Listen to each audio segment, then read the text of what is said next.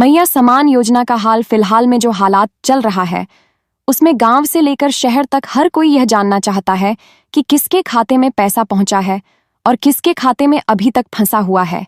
सरकार की तरफ से लगातार दावा किया जा रहा है कि जितने भी लाभुक इस योजना से जुड़े हुए हैं उन सबको समय पर पैसा मिलना चाहिए, लेकिन जमीन पर स्थिति कुछ अलग दिखाई दे रही है।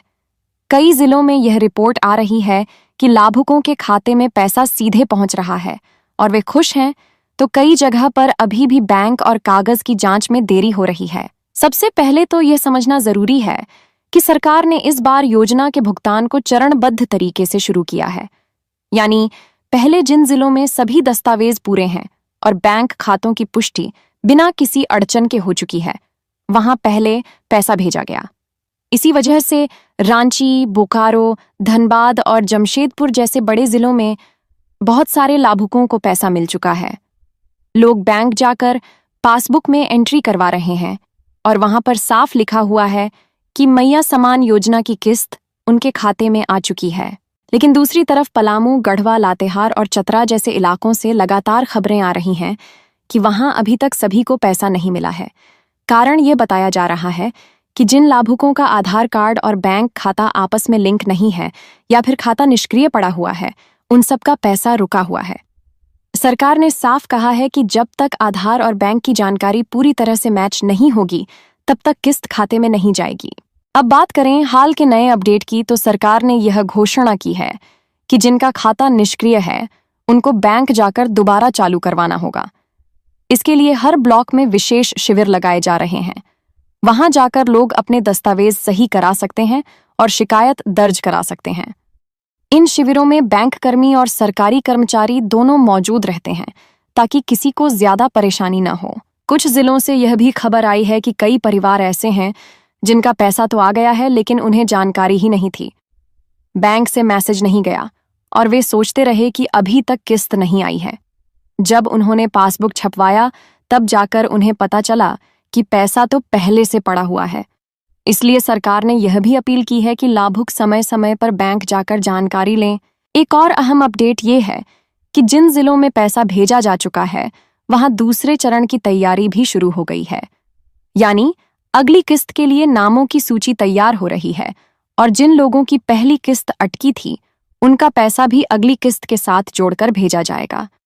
इसका मतलब ये है कि किसी को भी नुकसान नहीं होगा, चाहे देरी हो लेकिन पैसा मिलेगा जरूर। सरकार ने यह भी कहा है कि योजना से जुड़ी जानकारी अब ऑनलाइन पोर्टल पर भी उपलब्ध है।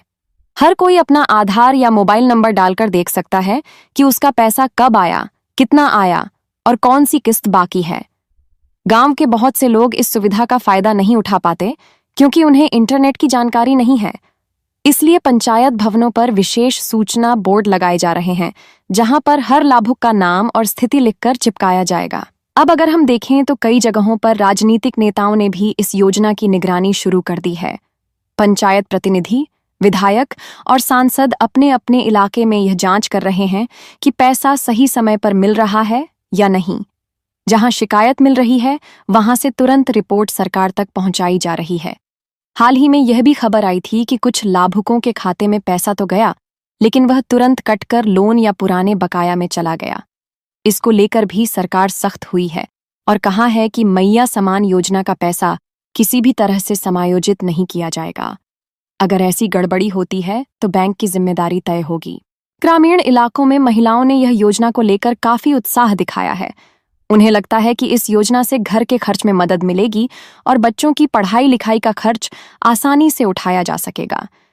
कई जगहों पर महिलाएं समूह बनाकर यह पैसा इकट्ठा कर रही हैं ताकि आपात स्थिति में उसका उपयोग हो सके। अब बात करें कुछ और जिलों की, तो दुमका, घोड्डा और साहिबगंज में भी किस्तें पहुंच चुकी हैं, लेकिन वहां भी 100% लोगों तक अभी पैसा नहीं पहुंचा है। सरकारी आंकड़ों के मुताबिक लगभग 3/4 लाभुकों के खाते में पैसा पहुंच चुका है और बाकी का काम तेजी से हो रहा है। इसके अलावा झरिया और गिरिडीह जैसे जिलों में तकनीकी गड़बड़ी की वजह से किस्त में देरी हो रही है। बताया जा रहा है कि सर्वर डाउन रहने और डाटा एंट्री में गलती होने से भुगतान अटक गया, लेकिन अब यह समस्या धीरे धीरे सुलझ रही है और वहां भी जल्द पैसा पहुंच जाएगा। कई जिलों में यह देखा गया है कि लोग बैंकों में लंबी कतारें लगा रहे हैं। सरकार ने इसके लिए बैंक मित्र और कॉमन सर्विस सेंटर को जिम्मेदारी दी है ताकि गांव में ही लोग पैसे की जानकारी ले सकें और निकाल भी सकें। इससे भीड़ कम होगी और लोगों को आसानी होगी। सरकार ने यह भी घोषणा की है कि जिनको अब तक योजना का लाभ नहीं मिला है वे घबराएं नहीं। अगर उनका नाम सूची में है तो पैसा जरूर मिलेगा, चाहे थोड़ा देर से क्यों ना हो। इसके अलावा एक खास बात यह भी है कि अगर कोई परिवार योजना में पात्र है लेकिन उसका नाम छूट गया है तो वह दोबारा आवेदन कर सकता है। इसके लिए पंचायत स्तर पर आवेदन फॉर्म उपलब्ध है। जांच के बाद उनका नाम अगली सूची में जोड़ दिया जाएगा। अब तक का सबसे बड़ा अपडेट यही है कि धीरे धीरे लगभग सभी जिलों में पैसा पहुंच रहा है। हालांकि यह सच है कि कुछ जगह पर गड़बड़ियां भी हो रही हैं, लेकिन सरकार लगातार उसे ठीक करने में लगी हुई है। लोगों की उम्मीद यही है कि आने वाले महीनों में यह प्रक्रिया और तेज होगी और किसी भी लाभुक को इंतजार नहीं करना पड़ेगा। वीडियो पसंद आए तो लाइक, शेयर, सब्सक्राइब कीजिएगा।